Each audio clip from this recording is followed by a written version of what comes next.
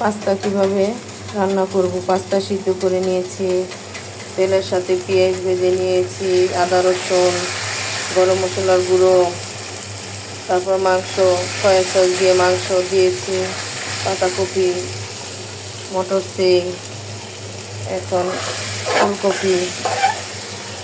এখন ডিমটা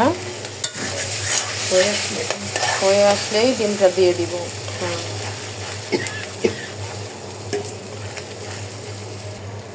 পরিমাণ মতন লবণ দিয়ে দিলাম।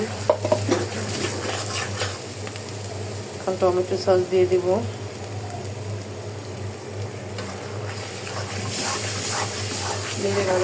নেড়ে ভাজা ভাজা করে পাস্তাগুলো দিয়ে দিব। এই তো মাংস সহ সবজিগুলো ভাজা ভাজা হয়ে আসছে। ভাজা ভাজা আমি একটু বেশি করি, আমার কাছে ভালো লাগে। ভাজা ভাজা করে দিলে পাস্তাটা খুব ভালো লাগে আমার কাছে। এই পাস্তাগুলো দিয়ে দিলাম। মশলাগুলো দিয়ে এখন পাস্তার মশলাগুলো দিয়ে ভাজা ভাজা করে নামিয়ে ফেলব।